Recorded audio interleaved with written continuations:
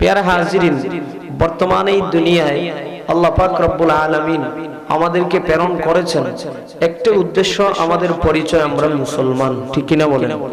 আমরা মুসলমান, আমাদের ধর্ম হলো ইসলাম, ঠিক কিনা?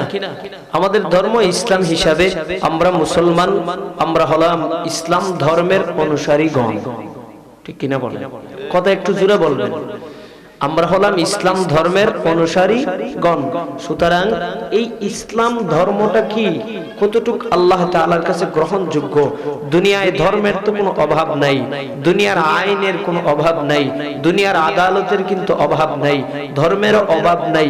বিভিন্ন রকমের ধর্ম আছে, কিন্তু আল্লাহ তাআলার কাছে আমাদের ধর্ম প্রাণ প্রিয় ধর্ম, আল্লাহ তাআলার কাছে মনোনীত ধর্ম ইসলাম ধর্ম। যারা কন্যা সুবহানাল্লাহ। আল্লাহ বলেন ইন্নাদ-দীনা ইনদাল্লাহিল ইসলাম, নিশ্চয়ই আমি আল্লাহ তাআলার কাছে প্রিয় ধর্ম, পছন্দের ধর্ম, মনোনীত ধর্মই হলো একমাত্র, শুধুমাত্র কেবলমাত্রই ইসলাম। সুবহানাল্লাহ বলেন। তাহলে আমরা এই ইসলাম ধর্মের অনুসারী হইতে পেরে আমাদের লাভ না ক্ষতি? জোরে বলেন, লাভ। সুতরাং এবার আসুন, এই ইসলাম ধর্ম কিভাবে আসলো? ইসলাম ধর্ম তো আমরা এখন সহজে পেয়েছি, আমরা মুসলমানের সন্তান, আমার বাবাও মুসলমান, দাদাও মুসলমান, বড় আব্বাও মুসলমান, এক কথায় আমার বংশের পূর্বপুরুষ যারা ছিলেন প্রত্যেকেই মুসলমান। সেই ক্ষেত্রে আমিও তাদের সন্তান হিসাবে আমিও পরিচয় দিই আমি মুসলমান। আসলে মুসলমান কাকে বলা হয়? মুসলমান তো ওই ব্যক্তি যার মধ্যে ইসলামের পরিপূর্ণ আইনগুলো সঠিকভাবে বাস্তবায়ন করে চলে। মুসলমান তো ওই ব্যক্তিকেই বলা হয় যেই ব্যক্তি মুসলমানিত্বটাকে ধরে রাখে, ঠিক কিনা বলে? কারণ বর্তমান সমাজে ইসলামের ক্ষতি বিধর্মীরা, বেঈমানরা, নাস্তিকরা, মুরতাদরা, খ্রিস্টানরা, এক কথায় ইসলামের দুশমন যারা আছে বর্তমান সমাজে, ইসলামের ক্ষতি বিধর্মীরা যতটুকু করেছে এর চাইতে বেশি ক্ষতি করতেছে মুসলমান নামের মুনাফিকরা। কথা কোন? মুসলমান নামের মুনাফিকরা সবচাইতে বেশি ইসলামের ক্ষতি করতেছে। কারণ আজ পর্যন্ত আমি কমপক্ষে আমার কানে শুনি নেই কোন বিধর্মীরা ইসলামকে ডাইরেক্ট কোন মুসলমানের সামনে কথা বলতে। কিন্তু আমাদের মুসলমান নামের মুনাফিক যারা আছে তারা একই প্লেটে খায়, একই জায়গায় ঘুমায়, একই সাথে চলাফেরা করে, কিন্তু সময়ে সদ্ব্যবহারে তারা ইসলামকে অপমান করে। করে কি করে না? সময়ে সদ্ব্যবহার, তারা কোরআনকে নিয়ে অমান্য আচরণ করে, কোরআনের শরীয়তের বিধানকে তারা আইনকে অমান্য করতে চায়। তার মানে বুঝতে চায় যখন মাইনকে চিপায় পড়ে তখন বলে আমরা মুসলমান, আমরা চাই ইসলাম ধর্ম, কিন্তু তারা হলো দুই নসলা, তারা হলো মুনাফিক। তারা সামনে কয় এক কথা, অপরকে গিয়ে বলে আরেক কথা। কাজেই এই সমস্ত মুনাফিক থেকে যেন আল্লাহ আমাদের প্রত্যেককে হেফাজত করুন, সকলে বলি আমিন। প্যারা হাজিরিন, ইসলাম ধর্মটা সাধারণ কোনো ধর্ম নয়। এই ইসলাম ধর্মের বৃক্ষ, যেটাকে আপনারা মনে করেন ধর্ম বলি, সেই ধর্মটাকে মনে করেন একটা বৃক্ষ, অর্থাৎ একটা ঘাস। গাছ দুনিয়ার যত রকমের বৃক্ষ আছে, তরলতা আছে, প্রত্যেকটা গাছের গোড়ায় যদি পানি না থাকে, রস না থাকে, তাহলে সেই গাছ আর টিকে থাকে না, ঠিক কিনা বলে? কিন্তু ইসলাম ধর্মটার গুড়ার মধ্যে এটা আসলে কোনো পানির মাধ্যমে ইসলাম ধর্মটা বাস্তবায়ন হয় নাই। প্রত্যেক নবী থেকে শুরু করে, যেমন আমাদের আদি পিতা হযরত আদম আলাইহিস সালাম, আমাদের সকলের আব্বা জান, আমাদের প্রত্যেকের আদি পিতা হযরত আদম আলাইহিস সালাম, আমাদের জাতির পিতা ধরেন হযরত ইব্রাহিম আলাইহিস সালাম, আমাদের রূহানি পিতা আমাদের মুহাম্মদ মুস্তাফা সাল্লাল্লাহু আলাইহি ওয়াসাল্লাম, আমাদের আদম নবী থেকে শুরু করে আমাদের রূহানি বাবা হযরত মুহাম্মদ মুস্তাফা পর্যন্ত যত নবী পয়গম্বর, কোন কোন riwayতের মধ্যে বলেন 1 লক্ষ মতান্তর 2,24,000 পয়গম্বর আল্লাহ নবী রাসূলকে প্রেরণ করেছিলেন। একটাই মাত্র উদ্দেশ্য, দুনিয়ার কোন সম্পদ তারা বাড়ানোর জন্য নয়, একটা উদ্দেশ্য ছিল তারা যেন ইসলামটাকে জিন্দা করে, ইসলামটাকে যেন তারা কায়েম করে। একমাত্র ইসলামকে কায়েম করার জন্য আদম নবী থেকে শুরু করে আমাদের নবী পর্যন্ত, আমাদের নবী তো এখন নাই, আমাদের উলামায়ে কেরাম বর্তমান সমাজে যারা আছেন প্রত্যেকে ইসলামের জন্য কষ্ট করেন। কি করেন? যেমন করে উলামায়ে কেরাম বর্তমানে আমাদের চোখের সামনে ইসলামের পক্ষে কষ্ট করতেছেন, ঠিক তদ্রূপভাবে তাকায়া দেখেন নবীর সাহাবায়ে কেরাম যারাই ছিলেন প্রত্যেকেই ইসলাম নামের বৃক্ষের মধ্যে পানি ঢালেন নাই। ইসলাম নামের বৃক্ষটা সহজেই জীবিত হয় নাই।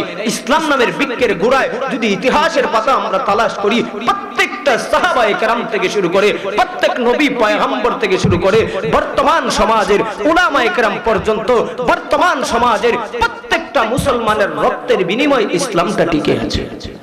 কথা কথা একমাত্র রক্তের বিনিময় ইসলাম ধর্মটাই টিকে আছে। তো এবার আসুন, আমাদের ধর্মটা শান্তির ধর্ম, আমাদের ধর্ম হলো আল্লাহর প্রিয় ধর্ম। কাজেই বেঈমানরা শান্তির ধর্মের মধ্যে আসতে চায় না। কেন আসতে চায় না? ইসলাম ধর্মে সুদ খাওয়া, ঘুষ খাওয়া, গান বাজনা, বেটিবাজি যা কিছুই সব কিছু হালাল না হারাম। তারা মনে করে ইসলাম ধর্মে সেই আইনগুলো হারাম, কাজেই হারামের মধ্যে আরাম বেশি। তারা দুনিয়ার বুক বিলাসে লিপ্ত হয়ে ওয়াআসারাল হায়াতাদ দুনিয়া ফাইনাল জাহিমা হিয়াল মাওয়া, আল্লাহ বলেন যারা দুনিয়াটাকে প্রাধান্য দেয় তারা মনে করে দুনিয়াটা শান্তির জায়গা, দুনিয়াটা তারাই মনে করে আরামের জায়গা, কিন্তু এদের জন্য ভবিষ্যৎ অন্ধকার। কারণ যারা এই দুনিয়াটাকে প্রাধান্য দেয় তাদের জন্য আখিরাত অন্ধকার হয়ে যায়। হারামে আরাম বেশি। আবার কিছু কিছু নাস্তিক আর মুরতাদ, কিছু কিছু মুনাফিক বলে মরলে মাটিতে মিশে যাব, কে ভাই কাহার লাগাল পাবো, দুনিয়াটা মস্ত বড়, খাও দাও ফুর্তি করো। নাউজুবিল্লাহ পকেটে রাখেন, জোরে বলেন না নাউজুবিল্লাহ। তারা বলে দুনিয়াটা মস্ত বড়, খাও দাও ফুর্তি করো, মরলে মাটিতেই মিশে যাব, কে ভাই কার হাল লাগাল পাবো। আবার যদি প্রশ্ন করেন কিভাবে মাটিতে মিশবেন, আল্লাহ তো তোমাকে নিষ্প্রাণওয়ালা দেহর ভিতরে প্রাণ ঢুকাইছেন, আবার আল্লাহ প্রাণটাকে আজরাইলের মাধ্যমে এক উসিলা করে নিয়ে যাবেন, আবার তো মৃত্যুর পর আল্লাহ তোমাকে জীবিত করবেন, ঠিক কিনা? আল্লাহ জীবিত করবেন। ওই আল্লাহ যেমন তোমাকে আমাকে, এমনকি পুরা পৃথিবী যত রকমের নিয়ামত আল্লাহ সাজাইছেন, কোন কিছুর মানচিত্র আল্লাহ দেখেন? জোরে বলেন। কারো পরামর্শ আল্লাহ নেন নাই। কারণ আল্লাহ তাআলা বলেন আল্লাহুস সামাদ, আমি আল্লাহ হলাম অমুখাফেক্কি, অর্থাৎ আমি আল্লাহ হলাম ঋণ মুক্ত। কারো কাছ থেকে কোনো ঋণ, কোনো কিছু হাওলাত, কোনো পরামর্শ আমি আল্লাহ নেই। ঠিক কিনা? আল্লাহ আসছেন আজ পর্যন্ত শাহপুর এলাকায়, যে স্বপ্নে যুগেই দেখাইছে আমি আল্লাহ, তুমি আমার এই প্ল্যানটা করে দাও, তুমি ইঞ্জিনিয়ার, ঠিক আমার একটু ব্যবস্থা করিয়া দাও, এরকম কেউ বলতে পারবে? যদি বলে তাহলে ঈমান থাকবে না। আর কারণ আমরাই জানি আল্লাহু আহাদ, আমার আল্লাহ কয়জন? আল্লাহ একজন হিসাবে আল্লাহ বলেন বান্দা এই দুনিয়াটাকে আমি আল্লাহ সাজাইছি। যারা দুনিয়াটাকে প্রাধান্য মনে করে, যারা বলে খাও দাও ফুর্তি করো, তারা মনে করে দুনিয়ার আরাম আয়েশটাই সবচেয়ে আরাম। অথচ আল্লাহ তাআলার পয়গম্বর মায়ার নবী রহমতের নবী বলেন আদ-দুনিয়া সিজনুল মুমিন ওয়া জান্নাতুল কাফির, দুনিয়াটা হলো মুমিনের জন্য জেলখানা। আমাদের পরিচয় আমরা কি? মুসলমান, মুমিন, আমরা ইমানদার। কারণ আমরা কালেমার লাগাম এই জবানে লাগাইছি, ঠিক কিনা? কালেমার লাগাম আমাদের জবানে লাগাইছি। যেমন করে একটা প্রাণী, মনে করেন ঘোড়া, সে লাগাম ছাড়া চলতে পারে না। লাগাম ছাড়া যদি কোনো ঘোড়া দৌড়ান তাহলে অ্যাক্সিডেন্ট হওয়ার সম্ভাবনাই বেশি, কিনা? কারণ সে বোবা প্রাণী, তার যেদিকে মন চায় সেই দিকেই দৌড়াবে। কিন্তু যদি লাগাম থাকে, ওই চালক, ওই সওয়ারি কোনোদিন অ্যাক্সিডেন্ট হওয়ার সম্ভাবনা নাই। কারণ লাগাম দিয়ে যদি তার ডান দিকে যেতে হয়, ওই ঘোড়ার লাগামটা যখন ডান দিকে টান দিবে, বাম দিকে ঢিল দিবে, তখন ঘোড়াটা ডান দিকে যেতেই বাধ্য হবে। কথা বলেন। কিন্তু যেই ঘোড়ার লাগাম নাই, কোন সওয়ারি যদি বলে আমি লাগাম ছাড়া আমার এই পালিত পশু ঘোড়ার উপরে সওয়ার হয়ে চলবো, বুঝে থাকলে বলুন 100% এর মধ্যে আমার মনে হয় 99% অ্যাক্সিডেন্ট হওয়ার সম্ভাবনা। কারণ যেই গাড়ির ব্রেক নাই সেই গাড়ি কন্ট্রোল করার মতন কাহারও ক্ষমতা নাই। কাজেই মাঝে মধ্যে দেখা যায় রাস্তাঘাটে গাড়ির ব্রেক ফেল হওয়ার পরে কত ভালো ভালো আপনার ড্রাইভার সহ কত প্রশিক্ষণ প্রাপ্ত উস্তাদরা পর্যন্ত গাড়ি নিয়ে খাদে পড়ে। তখন তাদের একটাই উত্তর হয়, কারণ আমি ব্রেক ফেল হয়েছে আমার গাড়ি, আমি রাখার মতন কোনো ক্ষমতা নাই। সুতরাং যেমন করে ব্রেক ফেল হলে কোন ড্রাইভার, কোন প্রশিক্ষণ প্রাপ্ত কোন উস্তাদ গাড়ি আটকানোর কোনো ক্ষমতা নাই, ঠিক তদ্রুপভাবে লাগামহীন ঘোড়াও কোন সওয়ারি যত অভিজ্ঞতা সম্পন্নই হোক না কেন, তিনি অ্যাক্সিডেন্ট থেকে বাঁচতে পারেন না। আল্লাহ বলেন মুমিন, তোমার লাগামের মধ্যে মনে করো কালেমার লাগাম লাগাইছো, সেই কালেমার ভিতরে যাহা কিছু আদেশ আছে, কালেমার ভিতরে যাহা কিছু শরীয়তের বিধান আমি আল্লাহর হুকুম রয়েছে, সেইগুলো সঠিকভাবে যদি পালন করো তাহলে বুঝতে হবে তুমি অ্যাক্সিডেন্ট থেকে মুক্ত থাকবা। আর যদি কেউ বলে দুনিয়াটা মস্ত বড়, খাওয়া ফুর্তি করো, সে হলো লাগামহীন, কারণ সে আল্লাহর হুকুম মানে নাই। সুতরাং যেমন করে ঘোড়াটা লাগাম ছাড়া চললে তার অ্যাক্সিডেন্টের হওয়ার সম্ভাবনা, ঠিক তদ্রুপ ভাবে কোন মুসলমানের সন্তানও যদি বলে আল্লাহর আইন বলতে কিচ্ছু নাই, দুনিয়া তো আমার আসল শান্তির জায়গা, খোদার কসম করে বলতে পারি তুমি দুনিয়ায় যতদিন থাকবা এটা শয়তানের ধলে থাকবা, যতদিন দুনিয়ার মধ্যে হায়াত কাটাইবা এটা মুনাফিকের কাতারে থাকবা, মৃত্যু হইতে দেরি হবে। ওয়াআসারাল হায়াতাদ দুনিয়া ফাইন্নাল জাহিমা হিয়াল মাওয়া। আল্লাহ বলেন দুনিয়াটাকে প্রাধান্য বেশি দেওয়ার কারণে, লাগামহীন হওয়ার কারণে, আল্লাহর আইনকে অমান্য করার কারণে তুমি মরতে দেরি, কবরে শাস্তি আসতে দেরি হবে না। প্যারা হাজিরিন, এই জন্য আমাদের নবী মুহাম্মদ মুস্তাফা নবী সাল্লাল্লাহু আলাইহি ওয়াসাল্লাম এই দুনিয়ার জমিনে এসেছিলেন একমাত্র দ্বীন কায়েম করার জন্য, ঠিক কি না? আল্লাহ বলেন কুল ইন কুনতুম তুহিব্বুনাল্লাহ ফাত্তাবিউনি ইউহিব্বুকুমুল্লাহ ওয়া ইয়াগফির লাকুম যুনুবাকুম ওয়াল্লাহু গফুরুর রহিম। আল্লাহ তাআলা বলেন কুল নবী আপনি বলে দিন ইন কুনতুম তুহিব্বুনাল্লাহ, আপনি বলে দিন কোন বান্দা বান্দি যদি আমি আল্লাহর ভালোবাসা চাই, আমি আল্লাহর মহব্বত চাই, ও শাহপুরের মুসলমান বুঝে থাকলে বলুন এই দুনিয়ার জমিনে চলতে গেলে আখিরাতে শান্তি পেতে হলে মালিকের ভালোবাসার দরকার আছে কি নাই? জোরে বলেন। আল্লাহ তাআলা বলেন ইন কুনতুম তুহিব্বুনাল্লাহ, নবী আপনি বলে দিন যদি কোন বান্দা কোন বান্দী আমি আল্লাহর ভালোবাসা চাই, আমি আল্লাহর মহব্বত চাই, ও পয়গম্বর আপনি জানায় দেন আমি আল্লাহর ভালোবাসা পাইতে হলে, আমি আল্লাহ তাআলার মহব্বতের মধ্যে ঢুকতে গেলে আমি আল্লাহর আদেশ পালন করতে হবে, এমন কি নবী আপনি জানায় দেন ফাত্তাবিউনি, তারা যেন আপনি নবীকে অনুসরণ করে। সুবহানাল্লাহ। আল্লাহ বলেন আমি আল্লাহর ভালোবাসা যদি কোন বান্দার বান্দি চায়, আমি আল্লাহর মহব্বত যদি পেতে চায়, নবী বলে দিন ফাত্তাবিউনি, তারা যেন আপনার অনুসরণ করে, আপনার আনুগত্য করে। যদি আপনার অনুসরণ আপনার আনুগত্য স্বীকার করিয়া নেয়, আল্লাহ বলেন ইউহিব্বুকুমুল্লাহ, আমি আল্লাহ হুকুম করে দিলাম ওই বান্দা বান্দি যেই কোন দেখব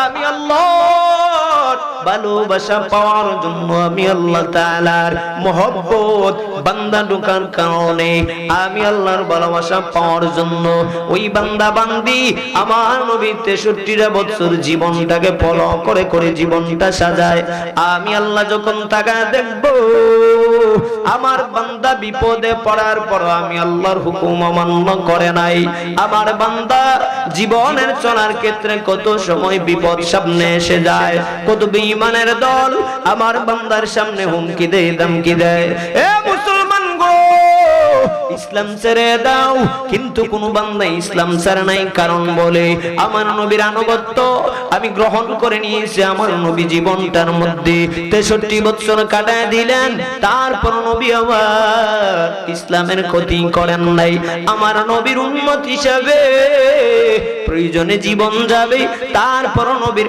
অনুসরণ বলবো না। আল্লাহ বলেন পয়গম্বর ও নবী আমার আপনি জানায় দেন যে বান্দার বান্দি আমি আল্লাহর ভালোবাসা পাওয়ার জন্য আমার নবীর আনুগত্য আমার নবীর অনুসরণ করবে, ইউহিব্বুকুমুল্লাহ,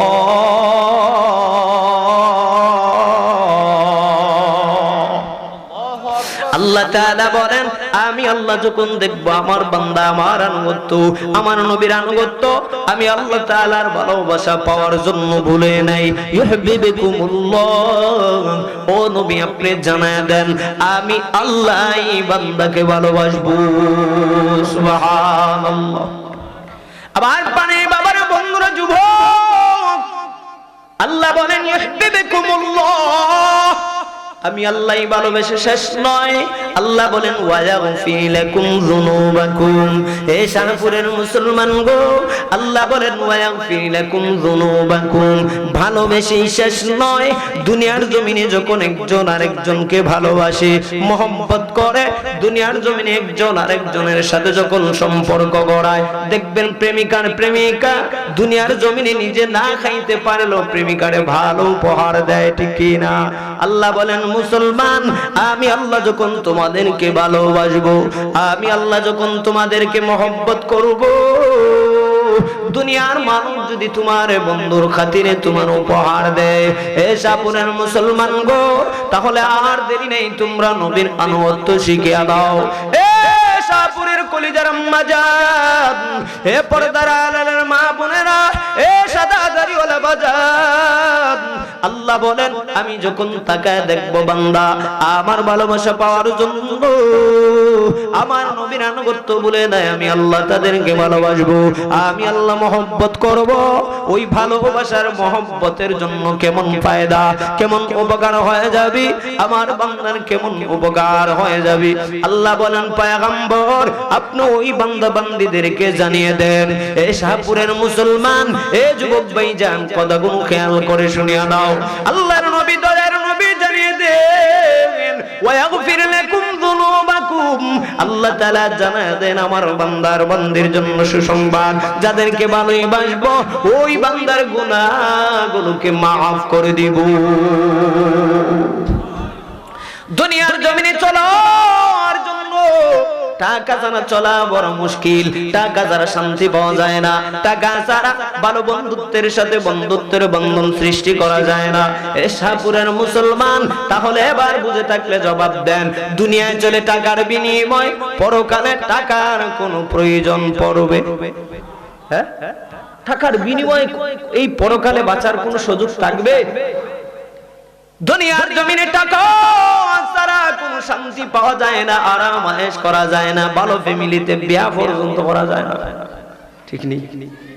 জামাই এটাও করবা, টাকা নাই পয়সা নাই, এর কাছে আমার এত বড় ধান অট্টশীল, আমার মেয়েটারে কেমনে বিয়া দেই? সে তো হলো অকর্মা। যদি অকর্মা নাও হয়, ঘরের অবস্থা পরিবেশ ভালো না, না এটা গরিবের ফুয়া, তার কাছে আমি ধনী লোকের মেয়েটারে বিবাহ দেওয়াটা মানাইবে না, এরকম কয় কি কয় না? আল্লাহ বলেন মুসলমান, দুনিয়া যেমন টাকা ছাড়া চলা যায় না, টাকা ছাড়া বন্ধুত্বের বন্ধন হয় না, টাকা ছাড়া ভালো ফ্যামিলির মধ্যে বিবাহ কেউ দেয় না। ও শাহপুরের মুসলমান গো, আল্লাহ বলেন কিন্তু সাবধান সাবধান, এই দুনিয়ার জমিন তো চলে একমাত্র টাকার বিনিময়, কিন্তু মুসলমান শুনিয়া নাও, মৃত্যুর পর এই কবরটা তোমার টাকার বিনিময়ে চলবে না। বিল্ডিং সাজাইছো বাধা নাই, কিন্তু ওই বিল্ডিং এর মাধ্যমে তুমি শান্তি পাওয়ার আশা করলে হবে না।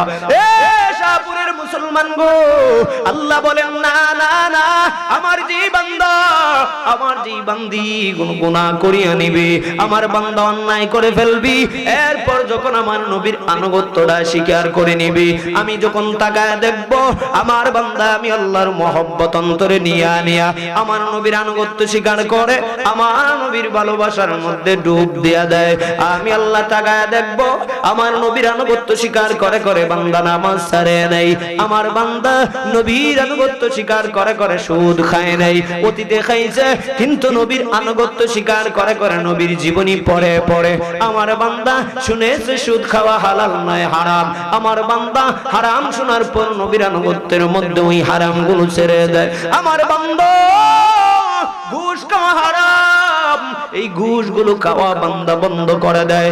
এক কথায় বান্দার জীবনটা অতীতে ছিল অনেক খারাপ, অতীতে বান্দা আমি আল্লাহর হুকুমের অমান্য করে করে জীবনটা রাঙ্গাইছে, অথচ একদিন আমি আল্লাহর ভয় অন্তরে নিয়ে আমি আল্লাহর ভালোবাসা পাওয়ার জন্য, আমি আল্লাহর মহব্বত পাওয়ার জন্য আমার নবীর আনুগত্য ভুলে নাই।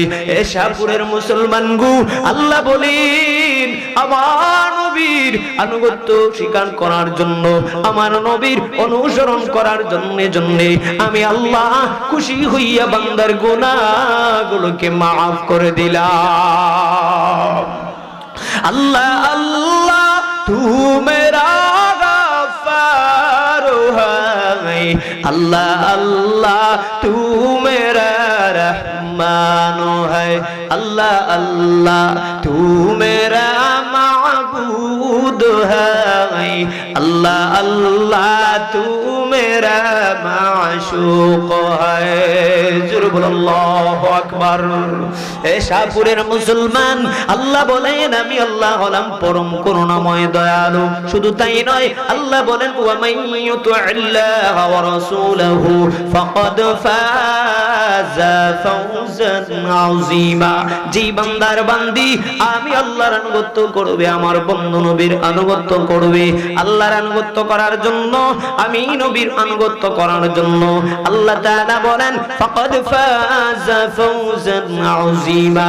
আল্লাহ বলেন যখন তাকায় দেখব আমার বান্দা আমি আল্লাহর আনুগত্য স্বীকার করে চলে, আমার বান্দা আমি আল্লাহর হুকুমগুলো চলে চলে বান্দা জীবন পরিচালনা করিয়া দেয়, আল্লাহর নবীর আনুগত্য করে, আল্লাহর নবীর অনুসরণ করে করে নবীর সুন্নতের পাবন্দ করিয়া নেয়, আল্লাহ বলে ওই বান্দার বান্দীদেরকে সফলতা দান করে দিব। সুবহানাল্লাহ। আবার পানি বাবারা বন্ধুরা যুবক, কেমন নবী আপনি আমি পাইলাম? আদম আলাইহিস সালাম সবার প্রথম আগমন দুনিয়ার জমিনে করলেন, সর্বশেষ নবী আপনা আমার নবী মায়ের নবী রহমাতুল লিল আলামিন। কিন্তু আল্লাহ জানায় দেয় মুহাম্মদ আপনি যদিও সবার শেষে আমি আল্লাহ দুনিয়ার জমিনে প্রেরণ করেছি, ও পয়গম্বর গো আপনি চিন্তা করিয়েন না, টেনশন করিয়েন না, আপনি মন দুর্বল করিয়েন না, আমি আল্লাহ আপনি মুহাম্মদকে দুনিয়ার সমস্ত নবীদের চাইতে ইজ্জত বাড়ায় দিব। সুবহানাল্লাহ। এ বাবারা বন্ধুরা যুবক ভাইরা, এ পর্দার আড়ালের আম্মা জান, বুঝে থাকলে বলুন আমার নবীর ইজ্জত কম না বেশি? জোরে বলেন, আমার নবীর দাম কম না বেশি? দুনিয়ার জমিনে আমার নবীর সমতুল্য দুনিয়ার জমিনে কেউ হয়? জোরে বলেন।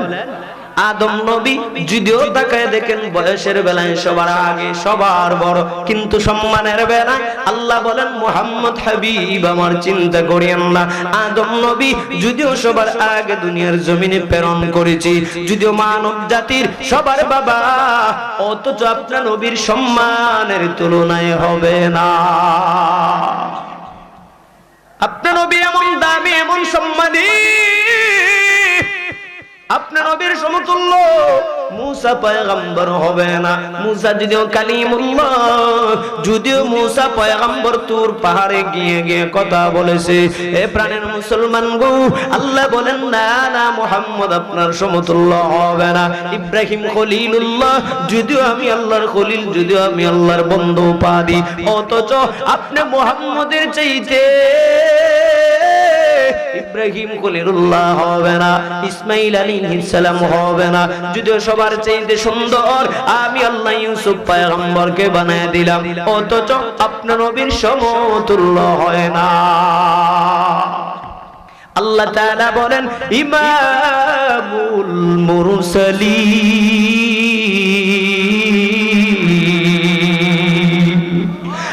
ইমামুল আউয়ালিন ওয়াল আখিরিন, বখরে সদকা রহমাতুল লিল আলামিন, শুধু জুদাস রহমাতুল লিল আলামিন, মসজিদে শুধু হামারু ये जमीन, सय्यदुल कौनैन खत्मुल मुरसलीन, आखिर आमुद बुद फखरुल अव्वलीन। जुरुल्लाहु আকবার।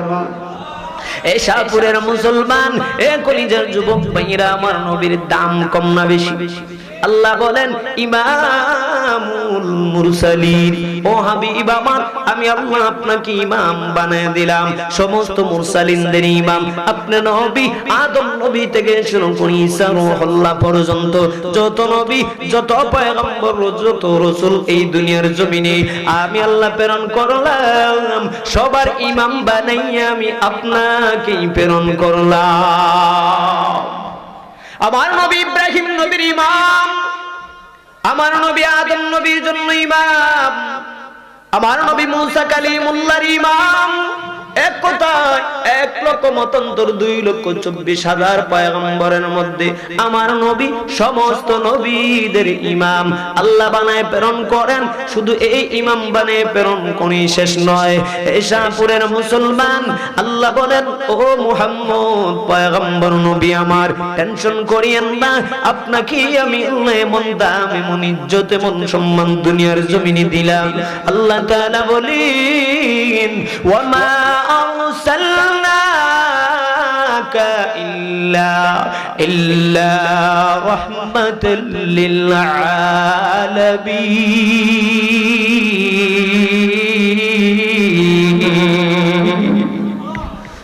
আল্লাহ তাআলা বলেন, শুধু জুদাস রাহমাতাল লিল আলামিন, মসজিদে ও শুধু আমার জমিন। আল্লাহ বলেন, ওয়ামা আরসালনাকা ইল্লা রাহমাতাল লিল আলামিন। ও বন্ধু আমার, আপনাকে আমি আল্লাহ রহমত স্বরূপে এই দুনিয়ার জমিনে প্রেরণ করেছি। সুবহানাল্লাহ। আমার নবী দুনিয়ার জমিনের জন্য রহমত, আসমানের জন্য রহমত, জমিনের জন্য নবী রহমত। ঠিক কিনা বলেন? হিন্দু যারা আছে প্রত্যেকের জন্য রহমত, খ্রিস্টানের জন্য রহমত, কাফেরের জন্য রহমত। ঠিক কিনা বলেন? এ মুসলমান ইমানদার, কিন্তু আজ নবীর আশিকের অভাব নাই, নবীর আশিকের অভাব নাই।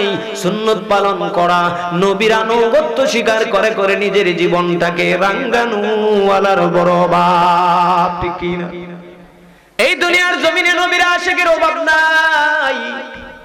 আল্লাহ বলেন, আমার পয়গম্বর এত দামি, এত সম্মানিত, এত মর্যাদা আমি আল্লাহ দান করিয়া দিলাম। রহমাতাল লিল আলামিন। তিনি শুধু এই মানব জাতি মুসলমানের জন্য রহমত না, আমার নবী গাছপালার জন্য রহমত, আমার নবী পাহাড় সাগর নদী নালার জন্য রহমত। এ শাহপুরের মুসলমান, আমার নবী গোটা পৃথিবীর সমস্ত মাখলুকের জন্য রহমত, আমার নবী কুল কায়নাতের জন্য রহমত। কেমন ভাবে জানায় দেন, আমার নবী এমন নবী যেই নবীরে বনের জঙ্গলের প্রাণী পর্যন্ত সালাম জানাইছে। ঠিক কিনা? হিন্দুরা প্রাণীর কলিজার আম্মা জান, কেমন দামি, কেমন পয়গম্বর ছিলেন পয়গম্বর নবী আমার। একদিন সাহাবীদেরকে নিয়ে আল্লাহর নবী সফরের উদ্দেশ্যে রওনা করলেন। সফর করতেছেন, এক সময় জঙ্গলের কিনারে দিয়ে আল্লাহর নবী রওনা করতেছেন। কেমন ভাবে নবী রহমত, কেমন ভাবে নবীর বনের প্রাণী গুলো চিনিয়া নেয়। এ শাহপুরের মুসলমান, আল্লাহর নবী জঙ্গলের কিনারায় দিয়া দিয়া রওনা করলেন। হঠাৎ করে তাকায় দেখেন কান্নার আওয়াজ। আল্লাহর পয়গম্বর সেই কান্নার আওয়াজগুলো শুনিয়া শুনিয়া একটু নিস্তব্ধ হয়ে গেলেন, আওয়াজগুলো বন্ধ করলেন, জায়গায় থামিয়া গেলেন। যেরকম আল্লাহু আকবার, আর মহব্বতে বলেন আল্লাহু আকবার। এ শাহপুরের মুসলমান গো, আল্লাহর নবী দাঁড়ায় গেলেন, কানের মধ্যে আওয়াজ, কেমন জানি একটা কান্না কান্না ভাব। বুঝে থাকলে বলেন, প্রকৃত মুসলমান হইলে যেই কোনো কান্না দেখলে মন নরম হয় কি হয় না?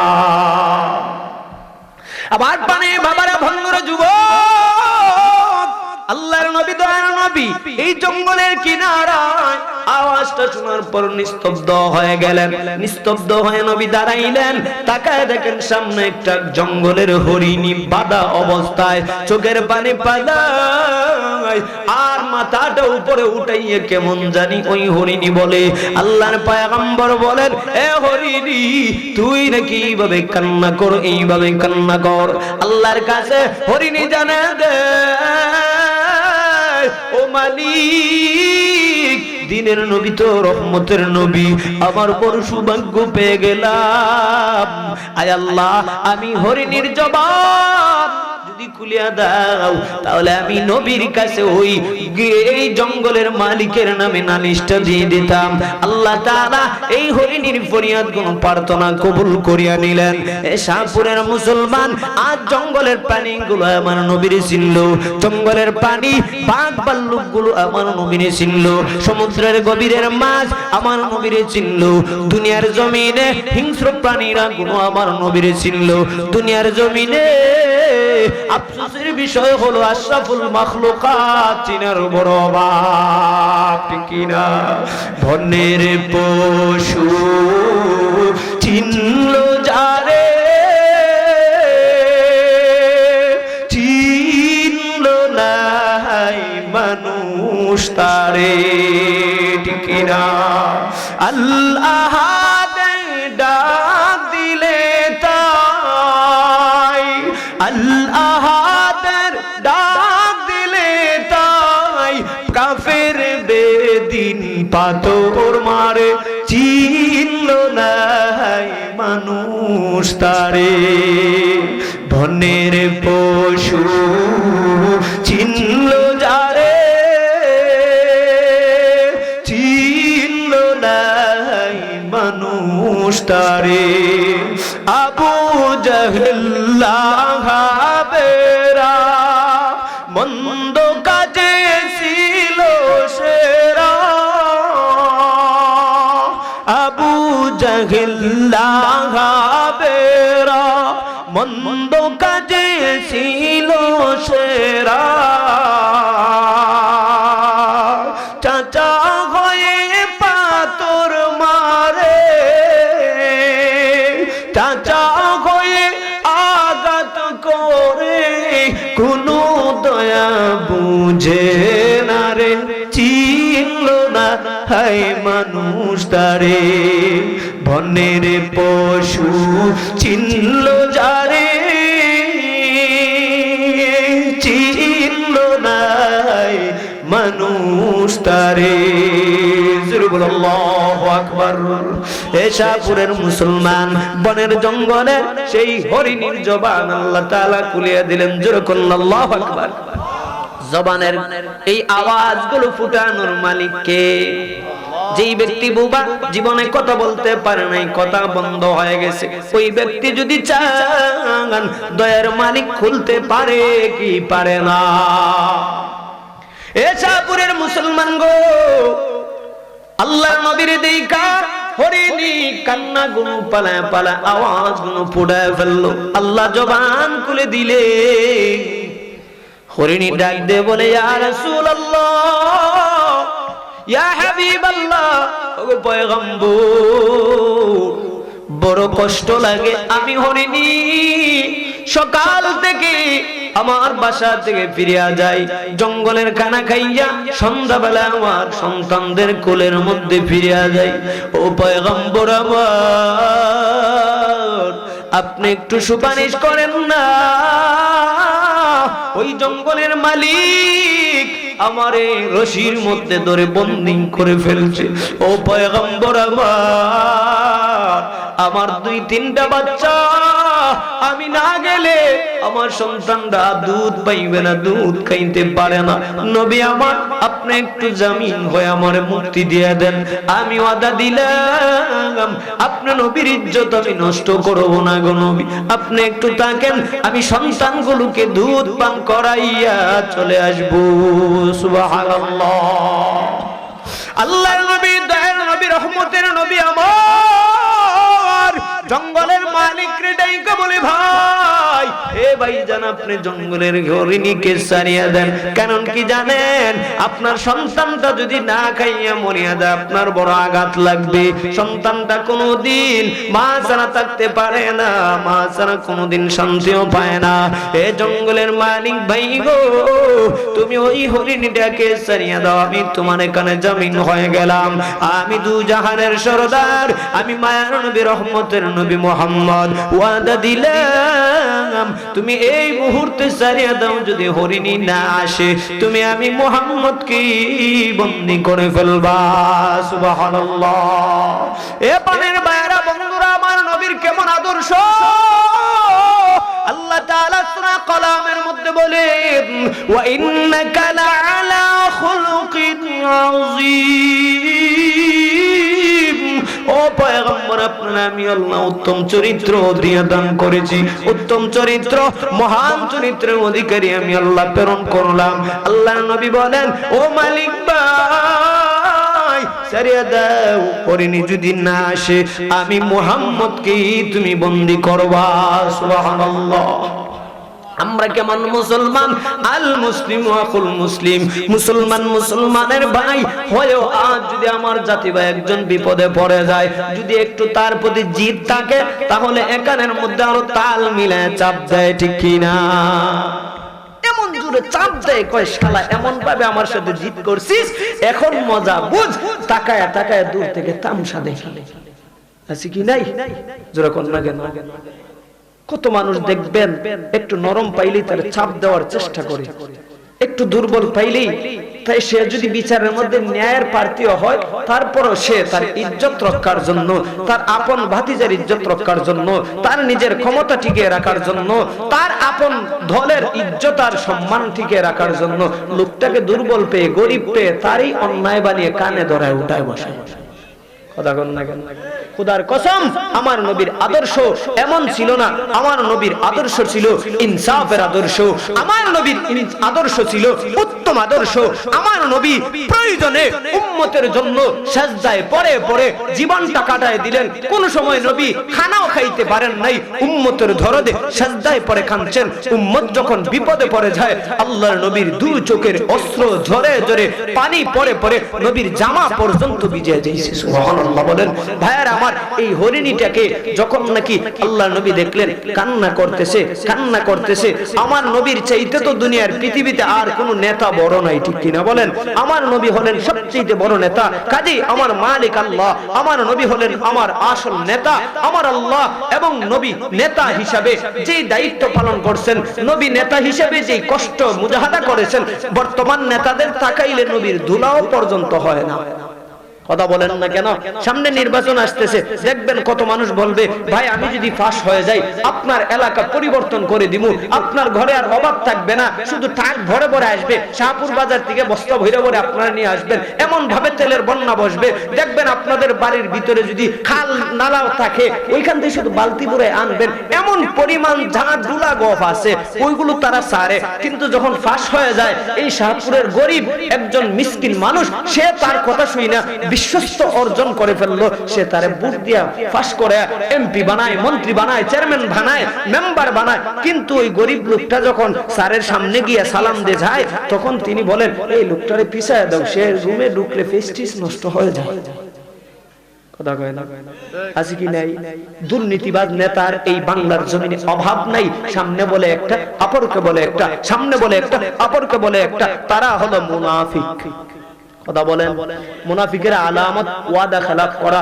আপনি তাকায় দেখেন, আমার বর্তমান বয়স প্রায় 31 বছর রানিং, কিন্তু আমার বয়সে যতটা নির্বাচন দেখেছি, যতটা নেতাদের বক্তব্য শুনেছি, শোনার আগে ছোটবেলায় মনে করতাম উনি যদি যায় আমাদের এলাকা টাউন হয়ে যাবে। কিন্তু যখন তিনি পাস হয়, তখন একটা বিপদে পড়লেও ওনার পাত্তা পাওয়া যায় না। আগে থাকতো ভাঙ্গা ঘর, আগে থাকতো একদিকে কুত্তা ঢুকতো অন্যদিকে বের হইতো, কিন্তু যখন পাস হয়ে যায় চেয়ারের ভিতরে ক্ষমতা পাইয়া 100% বরাদ্দের মধ্যে 20% রাস্তায় দেয়, বাকি পার্সেন্ট নেতাদের পেটে ঢুকায়। কথা কন না কেন? আছে কি নাই? এই জন্য ভাইয়ারা আমার, বন্ধুরা আমার, গত বছর আমি গিয়েছিলাম এক জায়গা, আমি এবং আমার মামা নাসিরউদ্দিন আনসারী দুইজন গিয়েছিলাম সেই সুনামগঞ্জে বাটি অঞ্চলে মাহফিলে। তখন এইভাবে কথা বলতেছি, একজন বলতেছে হুজুর আমাদের এলাকায় এমন নেতা পাইছি, গরিব এলাকায় বন্যায় আমাদের সব বাথরুম ঘরদ্বার সব বাসায় নিয়েছে, কিন্তু ওই বরাদ্দ আসছে আমাদের এলাকায় কমপক্ষে ঘরদ্বার যেমনই হোক মানুষের ইজ্জত রক্ষার জন্য পাকা বাথরুমের বরাদ্দ আসছিল। আমাদের চেয়ারম্যান এমন চেয়ারম্যান বাথরুম পর্যন্ত খাইছে। কি খাইছে? বাথরুম পর্যন্ত খাইয়ে লেছে। বাটি অঞ্চলে কিন্তু অনেক সময় সরকারি বরাদ্দ বাথরুম দেয়, এই বাথরুম পর্যন্ত খাইয়ে লেছে। পরে জিজ্ঞাসলাম কেমনে বাথরুম খাইছে? ওই হুজুর আমাদের এলাকায় যখন মহাপ্লাবন বন্যা আসছিল, তখন সেই বন্যার পরে এলাকার নেতারা আসছে, আইসা দেখছে আমাদের এলাকার মেম্বার, তারা মিলে জিলে অনেক কষ্ট করে আমাদেরকে কয়েকটা বাথরুম এলাকার মধ্যে বরাদ্দ নিয়ে আসছে। এই বাথরুমের টাকাটা আমরা চৌকেও দেখি নাই, তারা খাইয়া ফেলছে। আমরা কষ্টে তাদের কাছে যাই, তারা বলে বাথরুমের বরাদ্দ এখনো পরিপূর্ণ হয় নাই। তার মানে চিন্তা করে এই যে আমাদেরও কিছু স্বভাব খারাপ। বর্তমান সমাজে ঈমানের বিনিময়ে সাহাবায়ে কেরাম নিজের জীবনটাকে কুরবান করেছেন ইসলামের জন্য। নবীর সাহাবায়ে কেরাম তাজা রক্তটাকে কুরবান করে ঢেলে দিয়েছেন। কিন্তু আজ আমরা আম মানুষ এমন ভাবে দুনিয়ার প্রতি লোভবান হয়ে গেছি, টাকার বিনিময়ে বুট পর্যন্ত বিক্রি বালায় আছে কি নাই? কলিমুল্লাহ চাচা দাঁড়াইছে 4 মিনিট সলিমুল্লাহ ভাইয়ের বাড়িতে। এখন আইসে আয়া কয় কি ও সলিমুল্লাহ ভাই বাড়িতে? কয় হ্যাঁ বাড়িতে আসি। কয় ভাই আমি তো কলিমুল্লাহ আপনার অত্র ইউনিয়নের লোক, আমি আসছি আগামীতে চেয়ারম্যান প্রার্থী হিসেবে দাঁড়াইলাম, আপনি আমারে দয়া করে আল্লাহর ওয়াস্তে আমার মনে করেন একটা মার্কা তালা, এই তালা মার্কা আপনি আমার একটা বুট দিয়েন। তিনি দেইকা বলতেছেন এই তো মুরগি পাইছি, এখন শিকার করার সুযোগ।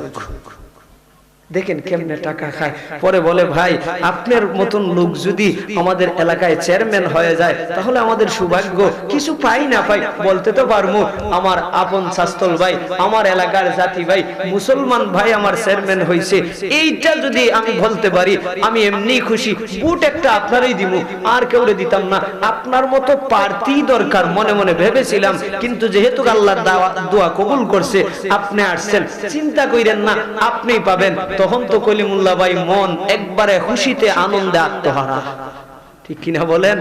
কথা বলেন না কেন? যখন এইভাবে তিনি খুশি হয়েছেন, ওই ঠিক আছে সলিমুল্লাহ ভাই হাত মিলান, হাত মিলায় যায়। এরপরে কই ভাই আমার তো ভাই আরো কয়েকজন আছে, তার সাথে পরামর্শ করবো, তবে 100% আমার বুট তো পাইবেনি, তারার বুটটা পাওয়ার জন্য কিছু সিন্নি দেয়া যান। আর এটা বুঝাইয়া বৈঠক করে চা পান খাওয়ায় নি বুটটা আনতে পারি,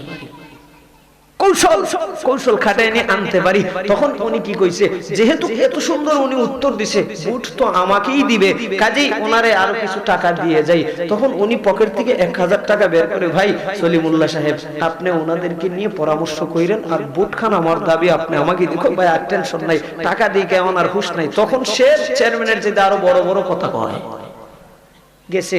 এখন আরেকদিন আসছে আব্দুর রহিম চাচা, নাম কিন্তু আপনাদের এলাকার থাকলে মনে মাইন্ড কইরেন না, আমি আসলে এই কথাগুলো সাজানোর জন্য বলতেছি এক্সাম্পল হিসেবে। মনে করেন আব্দুর রহিম চাচা, তিনি মুরব্বী মানুষ, তিনি আসছে ওই বাতিজা সলিমুল্লাহ আমি তো এলাকার সবচেয়ে মুরব্বী, তোমরা তো দেখতে আছো ছোট থেকে রাজনীতির সাথে জড়িত, কিন্তু একবারও ফাঁস হইতে পারিনি। গত ইলেকশনে কয়েক ভোটের বিনিময়ে আমি ফেল হয়ে এলেছি, এই বছর চাই হয়তো তোমার ভোটটা কমপক্ষে যেন পাই। ওই চাচা আপনি চিন্তা করেন না, আপনার মতন লোক আমরা ছোটবেলা থেকে দেখছি, আমরা বাচ্চা ছাড়া কইছে আপনাদের বংশ বড় ভালো বংশ, আপনাদের বংশ চৌধুরী বংশ, আপনাদের বংশ তালুকদার বংশ, আপনাদের বাপ দাদা যারা ছিল 14 সিঁড়ির মধ্যে কোনো খারাপ রেকর্ড নাই। চাচা বুট আপনি পাইবেন, বুট কাটা পাইব চাচা আপনি পাইবেন। বাতিজা আগে ভাইরও কইছে, এখন চাচারও কয়। চাচা যায় কি তখন ওই চাচার কাছ থেকে কৌশল করে, ওই চাচা আমার বাড়িতে যারা আছে বাপ চাচা এরা নিয়ে পরামর্শ করবো, কিছু টাকা দেও। ওই চাচা খুশি হয়ে যেমন বুঝে বাতি যায়, চাচা তোমারে চিনি, বাপ চাচায় চিনে, উনি খুশি আরো 1000, সে 2000 লইয়া ওই টাকা দিয়ে গেছে গুরানিত, নির্বাচনের দিন খবর নাই। তাহলে বলেন বুট হলো আমানত জিনিস, বুট হলো আপনার ঈমানের একটা দায়িত্ব, কারণ এক বুটের বিনিময়ে ফাঁস ফেল তাকদীরের ফয়সালা হয়। কথা বলেন না কেন? এই বুট হলো আমানত জিনিস। আপনি যে বুট দেওয়ার আগে টাকা খাইয়া দুর্নীতি করলেন, এখনকার সমাজে যারা টাকা দিয়ে বুট কিনে তারা যদি আল্লাহ না করুন ফাঁস হয়ে যায়, তখন তো আগে পেট নিজেরটা না বইরে আপনারা দিবে। কথা বলেন, এই জন্য সাবধান। পায়ের মধ্যে হাত রেখে বলতে চাই, আমার নবী ছিলেন বড় নেতা, আমার নবীর চাইতে নেতা আর কেউ ছিল না। আমার নবী প্রত্যেক উম্মতের খবর নিছেন, আমার উম্মত কিভাবে চলে। আমার নবীর সাহাবী হযরত খলিফাতুল মুসলিমিন হযরত উমর ফারুক রাদিয়াল্লাহু তাআলা আনহু, উনার ইতিহাসগুলো তালাশ করবেন। তিনি বুজা মাথায় করে করে উনার সেই রাজপ্রাসাদ থেকে উনার পার্টি এলাকার জনগণের মধ্যে সেই খানাগুলো বিতরণ করেছেন। বাড়ি বাড়ি গিয়ে খবর লইছেন, রাত্রে নিশীথে সবাই ঘুমায়, উমরে ফারুক কান্না করে করে এলাকার মধ্যে হাঁটে আর আল্লাহর কাছে কয়, আল্লাহ আপনি আমাকে এই দায়িত্বের মধ্যে বসাইছেন, আল্লাহ আমি আমার দায়িত্ব যতটুকু পারতেছি করতেছি, আল্লাহ সেই হাসরের ময়দানে যেন সেই দায়িত্বের অবহেলার কারণে আপনার দরবারে আসামি না হয়ে যায়। সুবহানাল্লাহ বলেন। আমাদের নেতা উমরে ফারুক বলতেন, আল্লাহ আমি যেন সেই বুঝার যোগ্য ছিলাম না, কিন্তু যেহেতু আপনিই দিয়েছেন, আল্লাহ যেন আমার এলাকার জনগণ শান্তি থাকে, আল্লাহ তুমি আমারে সেই খেদমত করার তৌফিক দাও। এই তারা মনে করছেন এই জনগণের খেদমত এটা আল্লাহর হুকুম, এটা আল্লাহ তারে বসাইছে, কারণ এটা তো একটা সম্মানী চেয়ার, আল্লাহ তোমাকে পাঠাইছে জনগণের খেদমত করার জন্য। তাদের ছিল এমন এক সময়, কিন্তু আমাদের সমাজে এটা খেদমত নয়, এটা হলো তার 14 গোষ্ঠীর ধনী করা। আমাদের খেদমত নয়, এটা হলো আমাদের ব্যবসা। কিছু টাকা খরচ করে আপনি আমি চেয়ারম্যান হই, কিছু টাকা খরচ করে এমপি হয়ে যায়, শেষ পর্যন্ত জনগণের হক মাইরা বড় বড় নেতারা, যেই ব্যক্তি গ্রামের মধ্যে একের জমি তার বাপ কইলেও নাই, কিন্তু সেই ব্যক্তি এমপি হওয়ার পর চেয়ারম্যান হওয়ার পর ঢাকা শহরে যেই জায়গায় প্রায় 7-8 লক্ষ একবারে কাদা মাটির জায়গারও দাম, কিন্তু সে ওই জায়গায় কোটি কোটি টাকা দিয়ে জায়গা তো কিনেই আবার ফ্ল্যাট বাসা ভাড়া করে থাকে, আছে কি নাই? এই জন্য বাবারা আমার কথাটা সামনে আইসা পড়ছে, এই জন্য বলতেছি সামনে নির্বাচন আসতেছে। আপনা আমি জাতের পরিচয় কি? জোরে বলেন। আপনা আমি জাতের পরিচয় কি? আমরা মুসলমান। মুসলমান কোনোদিন টাকা খেয়ে ভোট দিতে পারে না, আনতেও পারে না। মুসলমান কোনোদিন দুর্নীতি পছন্দ করে না, করবেও না। মুসলমান হিসাবে আল মুসলিম আখুল মুসলিম, আপনি আমার ভাই ভাই হিসাবে, আমি একজন আলিম হিসাবে আপনাদের পায়ের মধ্যে হাত রেখে বলতে চাই, কোনোদিন এমন সময় ওই সমস্ত লোককে ভোট দিবেন না যেই সমস্ত লোক আপনাকে টাকার ফসল দেখায়। ওই সমস্ত লোককেই ভোট দিতে হবে যেই লোকের মাধ্যমে আপনার বিবেক বলে কোরআনের ফায়দা হবে। এমন লোককে দিবেন যেই লোককে ভোট দিলে পরে ভবিষ্যৎ ইসলাম কায়েম হবে। এমন লোককে দিবেন যেই লোককে ভোট দিলে পরে এলাকার ফকির মিসকিন গরিব লোকেরা শান্তিতে খাইতে পারবে। ঠিক কিনা বলেন? পারবো না ইনশাআল্লাহ? সবাই পারবো তো ইনশাআল্লাহ?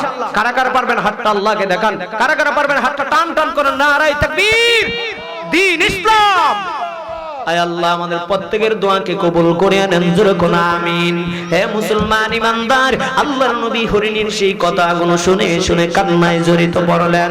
আল্লাহর নবী বলেন, হে জঙ্গলের মালিক, হরিণীটাকে তুমি এখন একটু সময়ের জন্য মুক্তি দিয়ে দাও। মালিক বলে, মুহাম্মদ তোমার খাতিরে আমি হরিণীটাকে মুক্তি দিয়ে দিলাম, তবে শুনিয়া নাও, আমার তো মনে হয় না সেই হরিণী আবার ফিরে আসবে। সাহাবায়ে কেরাম আশ্চর্য হয়ে গেলেন। সাহাবায়ে কেরাম আশ্চর্য হয়ে বলেন, ইয়া রাসূলুল্লাহ, বনের হরিণী, সেই হরিণীকে আবার নিজের জান কানের মধ্যে দেওয়ার জন্য আসবে। আল্লাহর নবী বলে, হে সাহাবীরা জানো না, আমি এমন এক পয়গম্বর, আমার সাথে এই হরিণী কোনোদিন দুর্নীতি করবে না। হরিণীকে ছেড়ে দিলেন। হরিণী তার বাচ্চাদেরকে দেখে দেখে আশ্চর্য আনন্দে আত্মহারা হয়ে গেল। বাচ্চাগুলো মা মা বলে কান্দে আর বলে, মা জঙ্গল থেকে কোথায় চলে গেলাম, আমরা আপনার খবর পাই নাই।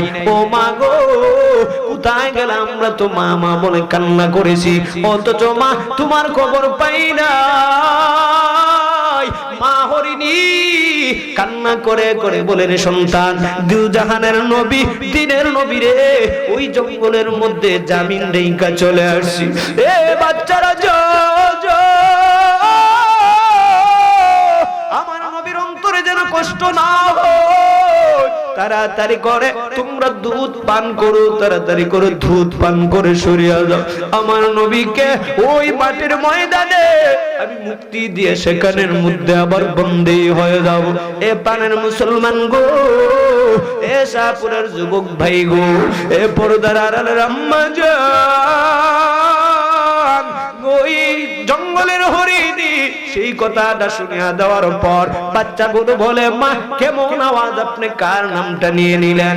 মা হরিণী ডাক দিয়ে বলে, তিনি আর কেউ নাই, যার জন্য আল্লাহ জমিনটাকে রহমত দ্বারা বর্ষণ করেন, যার জন্য আল্লাহ পাক রব্বুল আলামিন তোমা আমাকে সৃষ্টি করেছেন, যার জন্য কুল কায়নাতটাকে আল্লাহ সাজা দিলেন।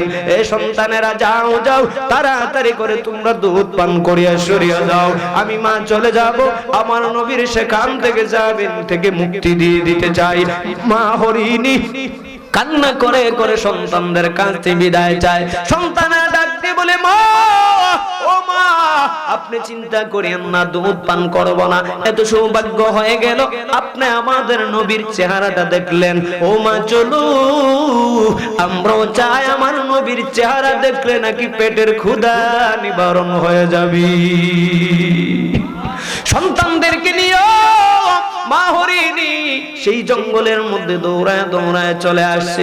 আল্লাহর নবী বলেন, সাহাবীরা দেখো, তাকায় দেখো না, তোমরা বলেছিলে সেই বুবা বস্তু হরিণী আমার কথা মানবে না, এই হরিণী তার কথার কোনো ওয়াদা কোনো রক্ষা করতে পারবে না। এ সাহাবীরা তাকায় দেখ, শুধু হরিণী না, হরিণীর সাথে বাচ্চা পর্যন্ত নবীর চিনে। সুবহানাল্লাহ। বাচ্চাগুলো আইসা সালাম জানায়। আল্লাহর নবী বলেন, হে জঙ্গলের মালিক, এই নাও হরিণী এবার ফিরে আসছে। মালিক ডাক দিয়ে বলে, ইয়া রাসূলুল্লাহ, ইয়া হাবিবাল্লাহ, পয়গম্বর, আমি আপনারে চিনতে পারি নাই। সেই ইহুদি সঙ্গে সঙ্গে ডাক দিয়ে বলে, মুহাম্মদ নবী আমার, এতদিন চিনতে পারি না। যেই হরিণী, যেই জঙ্গলের প্রাণী আপনি নবীনে চিনে, আমি ইহুদি এবার ওয়াদা দিলাম, আর দেরি করিয়েন না, সঙ্গে সঙ্গে মুসলমান বানায় দেন। যেরকম আল্লাহু আকবার। আমার নবীর সেই হরিণীর মোহাম্মত দেখে ইহুদি পাগল। আল্লাহর নবী বলেন, এ হরিণী, তোমরা তাকায় দেখো, তাকায় দেখো, ইহুদি এই মুহূর্তে তোমাদেরকে মুক্তি দিয়ে কালেমা গ্রহণ করে নিয়েছে। এ শাহপুরের মুসলমান গো, আমার নবীর আদর্শ, আমার নবীর আখলাক, আমার নবীর ইজ্জত, আমার নবীর সম্মান আল্লাহ সর্বদিক থেকে উঠায় দিলেন, বাড়ায় দিলেন। তুমি আমি উম্মত হিসেবে যদি আজ সেই নবীর আখলাকবান হয়ে যায়, আল্লাহর নবীর চরিত্র দেখে দেখে বেঈমানরা মুসলমান হয়েছে, আপন হয়েছে। এ শাহপুরের মুসলমান গো, এ যুবক ভাই গো, তুমি আমিও যদি নিজের আখলাকটাকে নবীর আখলাকে আখলাকবান বানায় দেই, তুমি আমিও যদি নিজের চরিত্রটাকে নবীর চরিত্রের মতন সাজায় দেই, নবীর জীবন 63 বছর কাটা গেলি, তুমি আমি যুবক হয়তো এই 63 বছর নাও পাইতে পারি কোনো গ্যারান্টি। জোরে বলেন, আমাদের কোনো গ্যারান্টি নয়। এই জন্য যুবক পায়ের মধ্যে হাত রেখে বলতে চাই, এই মুহূর্তে ওয়াদা করে আনেন, আজ সেই শাহপুর তালুকদার বাড়ির এই মাহফিল থেকে যুবক ভাইরা সাজাইছে, কমপক্ষে এই ওয়াদাটা করব, আর কোনো দিন পিকনিক আর দুর্নীতি আমরা করব না, ইনশাআল্লাহ। আরো জোরে বলেন ইনশাআল্লাহ।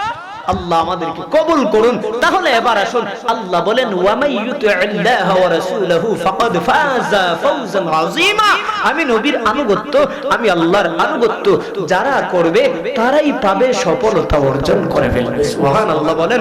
আল্লাহর নবীর আনুগত্য করার কারণে সাহাবায়ে কেরামের দিকে যদি তাকাই, সময় সংক্ষেপ, আযানের সময় হয়ে গেছে, সংক্ষেপে আমি আপনাদের কাছে একটা এক্সাম্পল দিতে চাই, আল্লাহ কিভাবে সফলতা দান করেন আল্লাহর আনুগত্য করলে। আল্লাহর আনুগত্য বলতে কি বোঝায়? মনে করেন সাধারণ আল্লাহর হুকুম হলো 5 ওয়াক্ত নামাজ পড়া, এটা হলো ফরজ, ঠিক কিনা বলেন?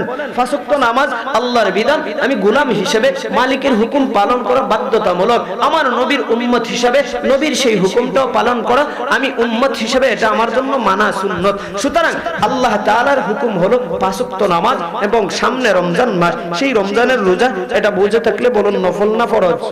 11 মাস খাইলেন, 1 মাস রোজা রাখবেন। একদিন আপনি সারা দিন পেট ভরে খাইতে পারেন নাই, কিন্তু আপনি তাকায় দেখেন এই রমজান মাসের রোজা আল্লাহর বিধান, এটা হলো ফরজ, এটা কোনো উল্টানোর বা এটা থেকে সীমালঙ্ঘন করার কোনো সুযোগ নাই। অসুস্থ হয়ে পড়লেন, এটা হলো ভিন্ন কথা, কিন্তু 5 ওয়াক্ত নামাজ এবং 5 ওয়াক্ত নামাজের সাথে এবং রমজান মাসের রোজা, আল্লাহ সম্পদ দিতে থাকলে, আপনার যদি নেশাব পরিমাণ মাল থাকে, তাহলে আপনি শতকরা 2.5 টাকা যাকাত আদায় করবেন। আল্লাহ যদি আপনাকে এর চেয়ে আর বেশি সম্মান দান করেন, টাকা পয়সা বিল্ডিং অট্টালিকার অভাব না থাকে, আপনি সেই সম্পদের ভাগ থেকে 1 ভাগের মধ্যে আপনি খরচ করে হজ করেন। এইগুলো হলো আল্লাহর বিধান, এটা হলো আল্লাহর আনুগত্য, বান্দা হিসেবে পালন করা ফরজ। ঠিক কিনা বলেন?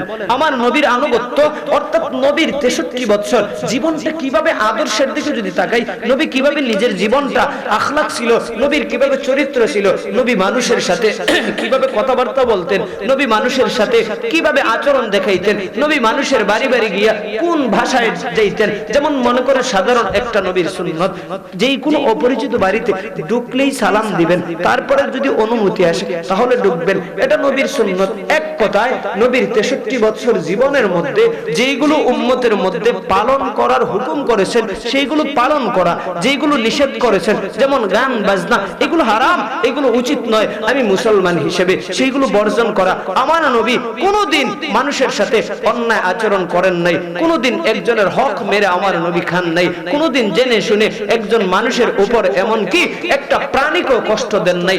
আমি উম্মত হিসাবে সেই হুকুমগুলো পালন করাই নবীর আনুগত্য।